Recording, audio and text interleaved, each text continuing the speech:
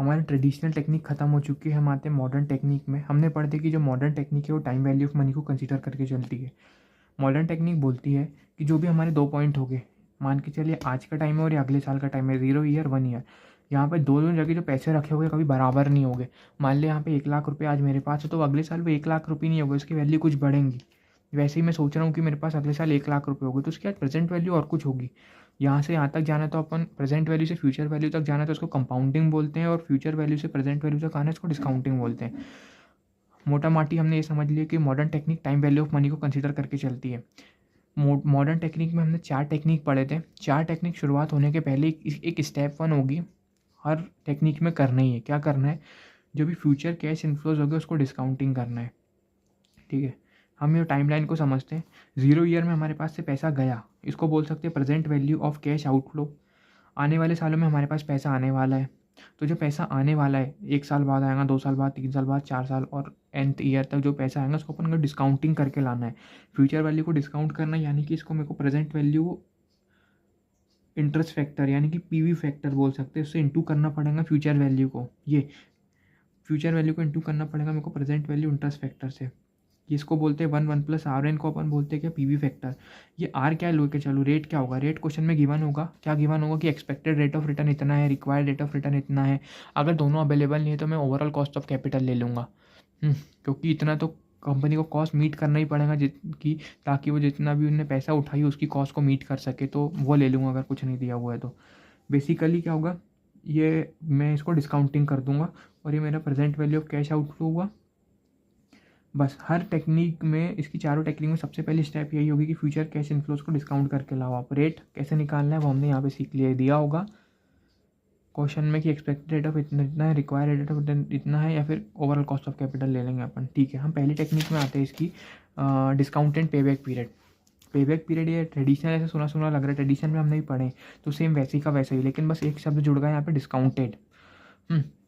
Payback period मतलब जो हमने पैसा डाले वो कितने दिन में रिकवर, पेबैक हमारा प्रोजेक्ट पेबैक कर देगा। कितने दिन में पेबैक कर देगा वो, डिस्काउंटेड वर्ड जुड़ गया है। तो हमने क्या पढ़े थे कि सबसे पहली स्टेप होगी मॉडर्न में कि जो भी फ्यूचर कैश इन्फ्लोज है उसको डिस्काउंट करके लाना। ठीक है, तो हम डिस्काउंट करते हैं तो हर तक ना पूरा अमाउंट जो है वो अलग अलग हो गए। हमने ट्रेडिशनल में तो ये पढ़े थे कि कैश इन्फ्लो आ रहा है वो बराबर बराबर बराबर बराबर होगा हर साल। टाइप 1 में तो जितना पैसा डाले उसको उससे डिवाइड कर दिए। दूसरे अपन ने पढ़े थे अलग अलग होगा, तो हम क्या बनाएंगे, क्यूमुलेटिव इन्फ्लो का टेबल बना लेंगे, फिर इंटरपोलेशन मेथड लगा देंगे। हाँ, पर यहाँ पे तो क्या होगा, क्योंकि अगर मान ले बराबर भी है लेकिन इसको अगर इंटू करते हैं अपन प्रेजेंट वैल्यू फैक्टर से, तो वो अमाउंट बराबर नहीं रहेंगे, अलग अलग हो जाएंगे सारे। तो मैं जितना पैसा डालूँ उसको किससे डिवाइड कर दूँ, कौन से अमाउंट से, ये दिक्कत है। हाँ, और ये भी हो सकता है वो अलग ही हो तो अलग ही अमाउंट, पीवी फैक्टर से इंटू करने के बाद भी अलग आना है। तो यहाँ पे टाइप 1 टाइप 2 वाला कॉन्सेप्ट नहीं है। क्या करेंगे अपन, यहाँ पे टेबल बनाना पड़ेगा हमको, एक्यूमुलेट वाला, जैसे हमने पहले बनाए थे क्यूमुलेटिव कैश इन्फ्लो वाला, वैसे ही बनाना पड़ेगा यहाँ पे cumulative present value of cash inflow. बस 2 कॉलम यहाँ पे ऐड हुए हैं पिछले के मुकाबले। ईयर एंड लिखे अपन ने, हर साल कितना आ रहा है इसको अपन ने इंटू किए पीवी फैक्टर से, ये आ गया present value of cash inflow. अब इनको एक्यूमुलेट करना है, जो भी हमारा फर्स्ट ईयर तक का present value of cash inflow था, सेकेंड ईयर तक का यानी कि याला प्लस याला, थर्ड ईयर तक का कम्युलेटिव कैश इन्फ्लो क्या था, ये प्लस ये। फिर यहाँ पे इंटरपोलेशन मेथड लगा देंगे जैसे हमने पहले पढ़े थे। और अब आते हैं हम इसके टेक्निक नंबर 2 पे, जिसको बोलते हैं अपन net present value, NPV। Net मतलब क्या होता है, माइनस से जुड़ा हुआ है। ठीक है, वर्ड। अब हमने सबसे पहले मॉडर्न पढ़ने के पहले पढ़े हुए हैं कि जो भी टेक्निक लगाएंगे सबसे पहले हमको क्या करना है, जो भी फ्यूचर कैश इन्फ्लो है उसको डिस्काउंटिंग करके लाना है। हमने डिस्काउंटिंग कर दी है, बस वही करना है। डिस्काउंटिंग करके लाए तो क्या आ गया, PVCI आ गया, present value of cash inflow. और जो 0 ईयर में हमने पैसे डालते दोनों को माइनस कर दो, जो पैसा डाला मैंने 0 ईयर में डिस्काउंटिंग करने के बाद जो PVCI है दोनों को माइनस कर दो आप, तो नेट प्रेजेंट वैल्यू आ गया मेरे पास। बस ये जो आप डिस्काउंटिंग करेंगे टेबल फॉर्म में दिखला देना, जरूरी नहीं है ऐसे कॉलम बने। इतना ही था, कंप्लीट हो गया। ये वाली टेक्निक भी, मॉडर्न टेक्निक की NPV नेट प्रेजेंट वैल्यू वाली मेथड कंप्लीट हो गई हमारे पास। ये इंपॉर्टेंट, अगर क्वेश्चन कुछ नहीं बोलता है कौन सी मेथड से सॉल्व कर, तो बाय डिफॉल्ट साइलेंट केसेस में यही वाली मेथड लगेंगी। अब हम आते हैं मॉडर्न टेक्निक की तीसरी वाली टेक्निक पे, जिसका नाम है प्रॉफिटेबिलिटी इंडेक्स, PI।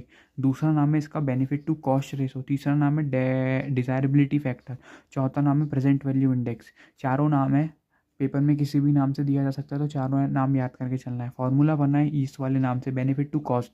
बेनिफिट यानी कि प्रोजेक्ट में पैसा डाला जो उससे बेनिफिट आना है, यानी कि इनफ्लो आना है। और ये कौन सी टेक्निक है, मॉडर्न वाली। तो अपन को जो फ्यूचर जो भी इनफ्लोज आता है उसको डिस्काउंटिंग करना पड़ता है, क्योंकि टाइम वैल्यू मनी को कंसिडर करता है।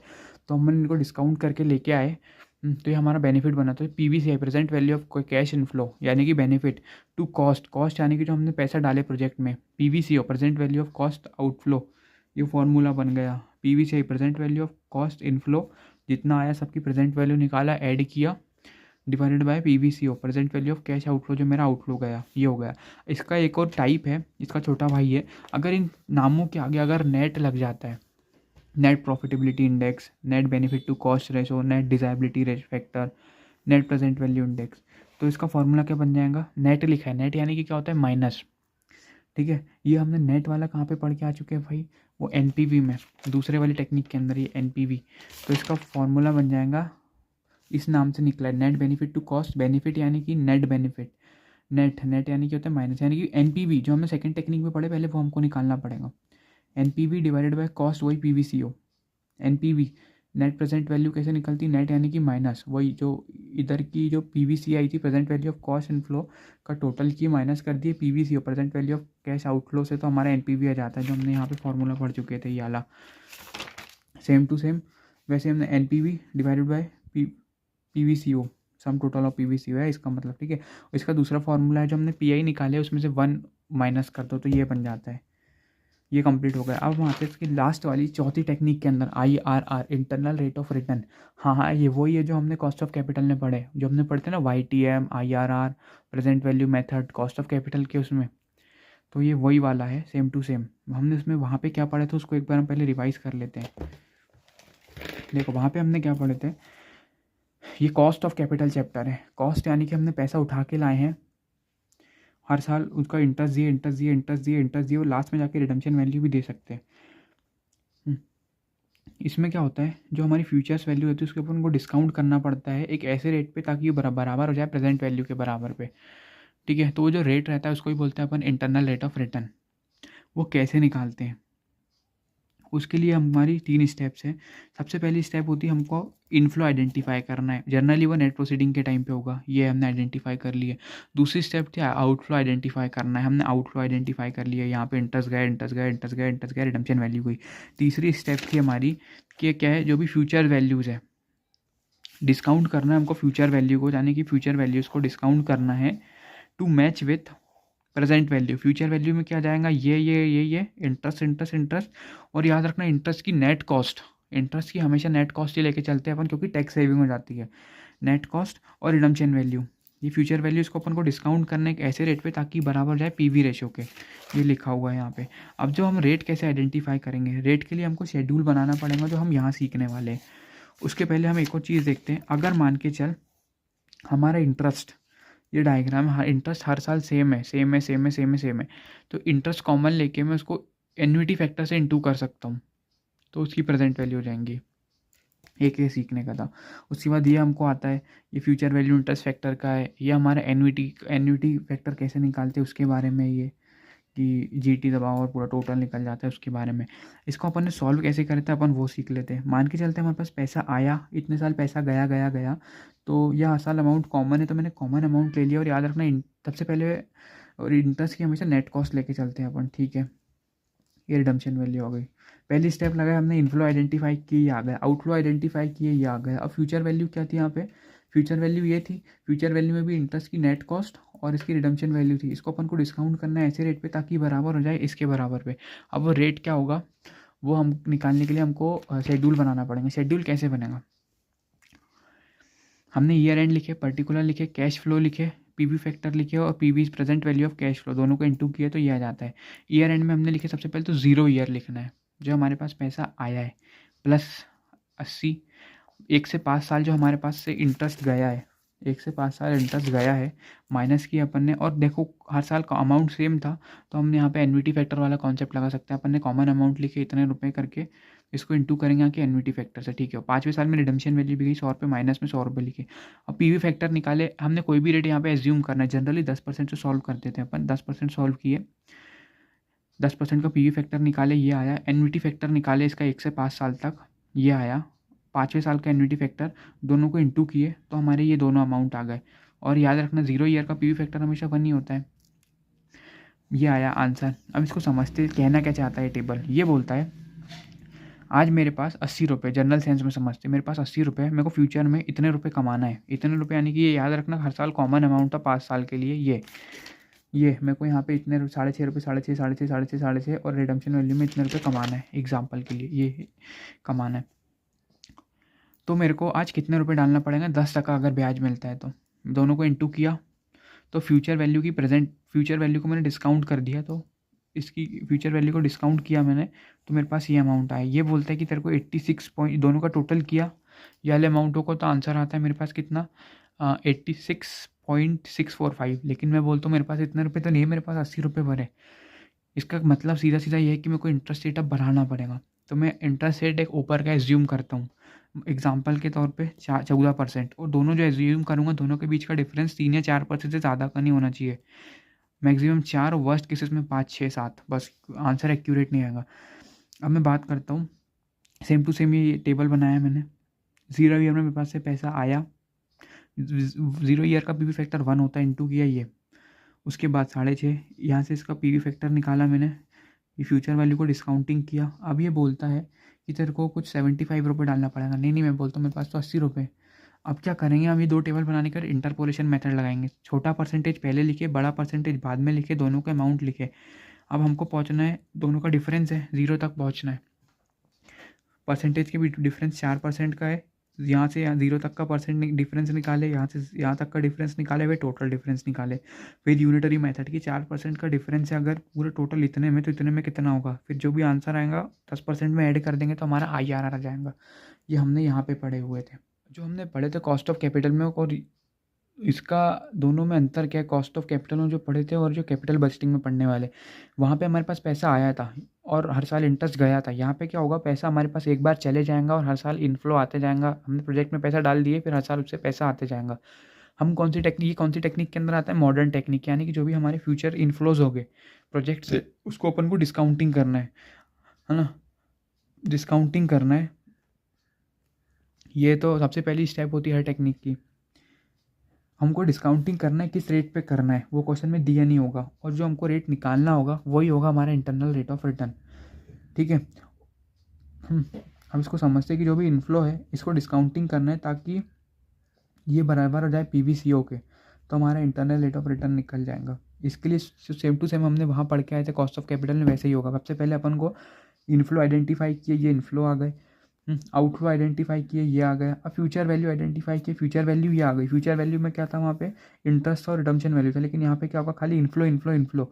याद रखना वहाँ पे हमने इंटरेस्ट की नेट कॉस्ट लिए थे क्योंकि टैक्स सेविंग हो जाती थी, लेकिन ये जो इनफ्लो आ रहा है इसमें कोई टैक्स सेविंग नहीं है, खाली इनफ्लो ही लेके चलना है अपन को। इनफ्लो का अमाउंट नेट नोट नहीं कर देना टैक्स सेविंग, जैसे हमने वहाँ इंटरेस्ट में किए थे। ठीक है, 3 स्टेप हो गई। अब हमको इसको डिस्काउंटिंग करना है कि ये PVCO के बराबर आ जाए, प्रेजेंट वैल्यू के। अब वो रेट कौन सा होगा, उसके लिए हमको बनाना पड़ेगा शेड्यूल। ठीक है, जो हमने बनाए थे ईयर एंड, 0 ईयर से चालू होगा, 0 ईयर भूलना नहीं है, 0 year year and particular cash flow PV factor, और यहाँ पे हमको रेट एज्यूम करना पड़ता है जनरली 10% से शुरू करना। दोनों को इंटू किया तो present value of cash flow आ गया। दोनों के बीच में डिफरेंस क्या, कॉस्ट ऑफ कैपिटल में जो हमने पढ़े थे और कैपिटल बजटिंग में। वहाँ पे 0 ईयर में हमारे पास पैसा आया था, यहाँ पे पैसा गया है, साइन माइनस का लगेगा 0 ईयर में। अब वहाँ पे क्या था, कॉस्ट ऑफ कैपिटल में इंटरेस्ट दिए, लेकिन यहाँ पे क्या प्रोजेक्ट से पैसा आया है, प्लस तो प्लस के साइन लगाया अपन ने, दोनों को इंटू किया, यहाँ भी साइन आ गया ये। अब इसको जनरल सेंस में समझते हैं। मैं बोलता हूँ कि मेरे को फ्यूचर में इतने इन्फ्लोज चाहिए है, और मान के चलते रेट 13% है, तो मैंने फ्यूचर वैल्यू को डिस्काउंट करके लाया, तो डिस्काउंटिंग करने के बाद ये आया, और इन सबका टोटल कर लिया तो आ जाता है 11,04,050 रुपये। लेकिन मैं बोलता हूँ मेरे पास तो 10 लाख रुपए ही है। ये बोलता है कि तेरे को 11,50,000 रुपये डालना पड़ेगा, ताकि अगर तेरे को इतने सारे इन्फ्लोज चाहिए इस परसेंटेज पे। मैं बोलता हूँ मेरे पास तो 10 लाख रुपये ही है। इसका सीधा सा मतलब ये है कि अब मेरे को इंटरेस्ट रेट बढ़ाना पड़ेगा। मैंने इंटरेस्ट रेट बढ़ाया, मान के चलते अपन ये 22 वाला 22% लिया, तो मैंने ये जो कैश इन्फ्लोज से इंप्रूव किया मैंने 22 के PV फैक्टर से, तो ये अमाउंट आई। ये बोलता है कि तेरे को 97,000 और 130 रुपये डालना है। मैं बोलता हूँ नहीं मेरे पास तो 1 लाख रुपये। अब ये दोनों आ गए हमारे पास, एक प्लस में एक माइनस में, इंटरपोलेशन मेथड लगा दूंगा। अब इंटरपोलेशन मेथड लगाते टाइम ये भी बात याद रखना है। क्या याद रखना है? हम क्या लेते थे, छोटा वाला परसेंटेज पहले लेते थे, बड़ा वाला परसेंटेज बाद में लेंगे। ठीक है, ये यहाँ पर सीखे थे हमने, छोटा परसेंटेज पहले लेंगे, बड़ा परसेंटेज बाद में लेंगे। और दोनों के बीच का हमने डिफरेंस निकाले, 2% आया, फिर 0 तक पहुँचना है हमको। इन दोनों के बीच का डिफरेंस निकाले, इन दोनों का फिर टोटल में डिफरेंस निकालना है ना, तो दोनों अमाउंट को ऐड करना। क्या होगा? दोनों अमाउंट जो है ऐड हो गए, याद रखना। ये माइनस में था, ये माइनस ये करूँगा तो माइनस माइनस प्लस बन जाएगा। ये बस इतना याद रखना है कि दोनों अमाउंट को ऐड करना है। ऐड मतलब ये माइनस का साइन ज़रूर लगा है, तो प्लस माइनस माइनस मत कर देना। 440, इसको बेसिकली सॉल्व कैसे होगा, 440 माइनस करूँगा मैं इसमें से, तो दोनों के बीच का डिफरेंस आ जाएगा माइनस माइनस। लेकिन किससे कर रहा हूँ मैं? माइनस 2870 से, तो माइनस माइनस प्लस हो जाएगा बेसिकली। ये पॉइंट है यहाँ पे याद रखने का। ऐसे टेबल बनता है ये। ठीक है, अब क्वेश्चन में अगर एनपीवी दी है, एनपीवी मतलब होता है नेट प्रेजेंट वैल्यू। हमने पढ़े थे नेट मतलब क्या होता है, माइनस माइनस। ठीक है, माइनस किसको की हो गया अपन ने, जो भी हमारा पीवीसीआई था, बस ये हमने यहाँ पढ़े थे सेकंड वाली इसमें, ये भी हमारा पीवीसीओ में से पीवीसीआई माइनस किए थे, उसकी बारे में बात कर रहा है ना। पीवीसीआई में से अपन ने पीवीसीओ माइनस किए थे, यानी कि ये हमारा एक क्या था, हमारा present value of cash outflow था, और ये present value of cash inflow था। इसमें से अपन ने अगर ये माइनस किए तो ये आया, तो यही हमारा एनपीवी है, नेट प्रेजेंट वैल्यू। यही अगर क्वेश्चन ने अगर ये दिया हुआ है तो ये डायरेक्टली ये समझना कि ये अमाउंट दिया है, पीवीसीओ में से पीवीसीआई माइनस करने के बाद ये अमाउंट आया है। ठीक है, और जो हमने ये सीख चुके हैं कि माइनस दोनों के बीच का डिफरेंस निकालना है अगर अपन को, तो 2500 माइनस 1400 करूँगा तो प्लस हो जाएगा, माइनस माइनस प्लस फिर आ जाएगा। ये एनपीवी दिया है तो क्या होगा, समझ में आ गया कि एनपीवी जो है दोनों के बीच का डिफरेंस होता है पीवीसीआई पीवीसीओ का। पीवीसीओ यानी कि जो हमारा आउटफ्लो हुआ है ये वाला, इसकी बात कर रहा हूँ। पीवीसीआई यानी कि present value of cash inflow, दोनों को माइनस किए तो ये आया, इसको बोलते हैं अपन net present value. All right, अब है ना, अगर कैश फ्लो हर साल सेम है, मान के चलिए हमारा प्रोजेक्ट में पैसा डाला हर साल कैश इनफ्लो सेम आता है, तो याद रखना जो मैं कैश इनफ्लो निकालूंगा यहाँ पे एनविटी फैक्टर लगा सकता हूँ, हमारा टाइम बचेगा। ये बोलता है। अब क्वेश्चन में अगर डिस्काउंटिंग रेट दिया हुआ है टेबल बनाने के लिए कि इतना डिस्काउंट करना है, इतना ये रेट दिया हुआ है हिंट के लिए कि इतना इतने के बीच में फॉलो करेगा, और कम्युलेटिव फैक्टर दिया हुआ है, यानी कि ये हमारा एनविटी फैक्टर दिया हुआ है। अगर क्वेश्चन में से हिंट दिया हुआ है तो मेरे को 1 2 3 4 5 पाँचों परसेंटेज लेके टेबल बनाना पड़ेगा, और फिर जहाँ पे भी प्लस में अमाउंट आता है और जहाँ पे भी माइनस में अमाउंट आता है, जिस भी परसेंटेज में, जो दोनों पास में हो गए वहाँ से मेरे को इंटरपोलेट करना है। मान के चल यहाँ पे आया प्लस, यहाँ पे आया माइनस वाला अमाउंट, ये जो हमने निकाले थे ये दोनों, तो दोनों को मैं इंटरपोलेशन लगा दूंगा वहाँ पे। अब हम कुछ अदर कॉन्सेप्ट के बारे में बात कर लेते हैं। छोटे मोटे कॉन्सेप्ट हर क्वेश्चन में आएंगे। पहले आता है डेप्रीशिएशन, जिसमें कि डेप्रीशिएशन हमेशा डेप्रीशिएबल अमाउंट पे लगता है। डेप्रीशिएशन जो है ना भाई, नॉन कैश एक्सपेंस है, कोई आउटफ्लो तो होता नहीं है ऐसा, लेकिन उसके कारण हमारी टैक्स सेविंग हो जाती है। टैक्स सेविंग कैसे होती है, जो भी डेप्रीशिएशन का अमाउंट है इंटू कर देते हैं अगर उसको अपन टैक्स रेट से, तो जितना भी अमाउंट आता है उससे टैक्स सेविंग हो जाती है डेप्रीशिएशन की। मेथड ऑफ डेप्रीशिएशन कितनी भाई, 3 है, SLM है, WDB है और SYD है। Straight line method, return down value और सम ऑफ ईयर डिजिट मेथड, इसके अलग अलग नाम हैं ये। अब इन सब मेथडों में हम पहले बात करते हैं डेप्रिशिएबल अमाउंट निकालते कैसे, या फिर डेप्रिशिएबल बेस भी बोलते हैं इसको अपन। SLM में हम निकालते हैं जो भी हमारी कॉस्ट थी, जितने में अपन ने मशीन खरीद के लाए थे उसमें से माइनस करते हैं अपन एस्टिमेटेड स्क्रैप वैल्यू।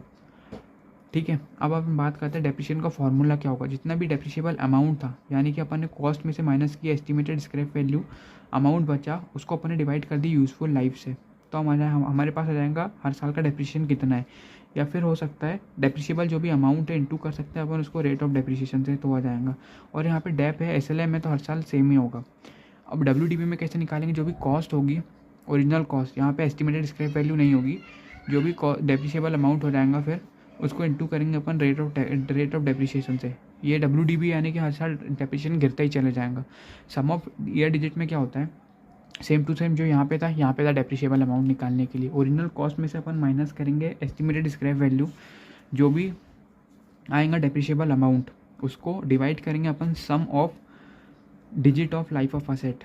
इसका मतलब क्या है, मान के चल 5 साल उसकी लाइफ की असेट है ना, तो अपन ये पूरे डिजिट को प्लस करेंगे, यानी कि 1 + 2 + 3 + 4 + 5 जितना भी वैल्यू आएंगी उससे डिवाइड करेंगे, इंटू करेंगे अपन रिमेनिंग लाइफ ऑफ असेट से। यहाँ पे भी अमाउंट हमेशा नीचे ही जाता है, डेप्रिसिएशन का अमाउंट हर साल। ये हो गया डेप्रिसिएशन का।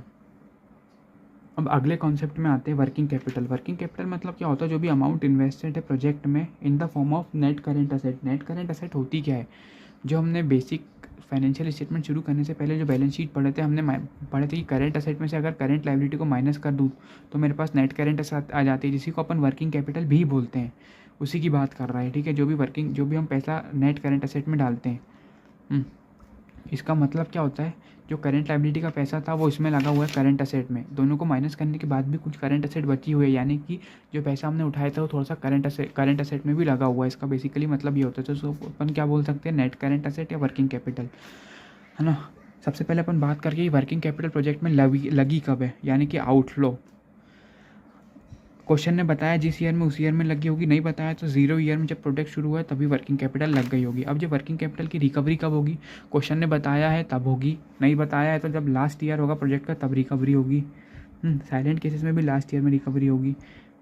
एक स्पेशल पॉइंट है यहाँ पे, अगर हम वर्किंग कैपिटल हर साल डाल रहे हैं, मान के चलिए प्रोजेक्ट की लाइफ है 5 साल, हर साल हमने वर्किंग कैपिटल डाले, यहाँ पे डाले, यहाँ पे डाले, यहाँ पे डाले, यहाँ पे डाले, यहाँ पे डाले वर्किंग कैपिटल, तो यहाँ पे अपन को ये मान के चलना है कि जो वर्किंग कैपिटल की रिकवरी है ना वो हर अगले साल हो जाएंगी, यानी कि जो अपने 0 ईयर में डाले थे वो ख़त्म होते होते यहाँ पे इसकी रिकवरी हो गई, यहाँ पे ये ख़त्म होते होते इसकी यहाँ पे रिकवरी हो गई, ये ख़त्म होते होते यहाँ पे इसकी रिकवरी हो गई, ये ख़त्म होते होते इसकी यहाँ पे रिकवरी हो गई, ये वर्किंग कैपिटल डाले इसकी रिकवरी यहाँ पे हो गई, ये वर्किंग कैपिटल डाले इसकी रिकवरी कहाँ पे होगी, अगले साल होगी। ये स्पेशल केस है, यहाँ पे डायग्राम एक्सटेंड हो जाएगा, 6th ईयर हो जाएगा। यहाँ पे 5 साल भले लाइफ थी लेकिन वर्किंग कैपिटल की रिकवरी यहाँ पे हो गई, तो ये याद रखने वाला पॉइंट। अगले कॉन्सेप्ट स्क्रैप में। स्क्रैप मतलब क्या होता है, जो भी प्रोजेक्ट की लाइफ है वो जो लास्ट साल होगा उसका, वो जो पूरा माल अपन बेच देंगे तो आखिरी में जो माल बेचने के बाद कूड़ा कबाड़े का पैसा मिलेगा, उसको बोलते हैं अपन स्क्रैप, ठीक है। यहाँ पे हमको निकालना पड़ेगा कि एक्चुअल में नेट इनफ्लो कितना हुआ है ड्यू टू स्क्रैप, यानी कि जो भी पैसा आया है स्क्रैप के उसमें अपन प्लस करेंगे अगर कोई टैक्स सेविंग हुई है कैपिटल लॉस के कारण, माइनस करेंगे अगर कोई भी टैक्स एक्सपेंस हुआ है कैपिटल गेन के कारण। ये कब होगा, टैक्स सेविंग कब होगी, जो भी मेरी आखिरी में जाके बुक वैल्यू बची थी, ठीक है, उससे भी कम पैसे देता है मेरे को कबाड़ वाला, तो मेरे को यहाँ पे क्या हुआ, कैपिटल लॉस हो गया। तो कैपिटल लॉस होने के कारण मेरे को टैक्स सेविंग हो गई यहाँ पे, तो मैं जो भी टैक्स सेविंग होगी due to capital loss add कर दूंगा, जितने भी कूड़ा कबाड़े की वैल्यू थी उसने मेरे को दिया है।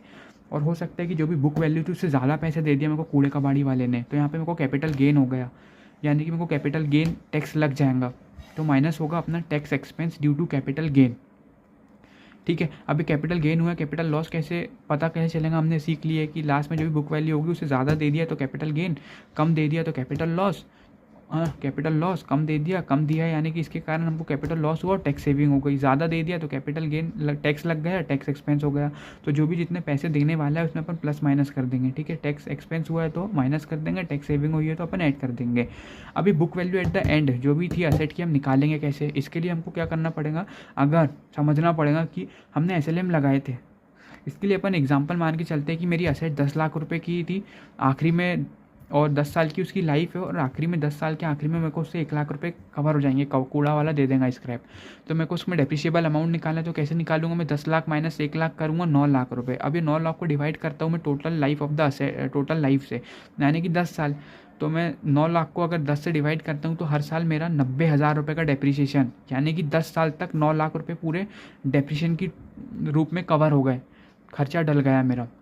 अब ध्यान से देखना कितना खर्चा मेरा नहीं डला है, वो 1 लाख रुपए जो मेरे को कूड़ा कबाड़ी वाला से स्क्रैप के रूप में मिल जाएंगे, तो मैं ये कह सकता हूँ कि यही मेरी book value at the and है। जी हाँ, बिल्कुल कह सकता हूँ, ठीक है। ये यहाँ पे लिखा हुआ कि ओरिजिनल डेप्रिशिएबल अमाउंट कैसे निकालते हैं, original cost minus estimated scrap value, हाँ, और ये जो है यही हमारी book value at the end बचेंगी। अगर क्वेश्चन में ये नहीं दिया हुआ है और SLM फॉलो हो रही थी तो हम मानेंगे कि book value at the and भी 0 ही होगी। अगर क्वेश्चन बोलता है कि हम डेप्रिसिएशन कर रहे हैं फुल कॉस्ट को, यानी कि डेप्रिसिएशन कर रहे हैं हम फुल कॉस्ट को, तो अपन को ये माइनस नहीं करना है और book value at the and भी जो है वो 0 ही बचेंगी। और अगर एक्चुअल स्क्रैप वैल्यू क्वेश्चन ने नहीं बताया तो जितनी भी हमने एस्टिमेट करके चले तो वही एक्चुअल होगी।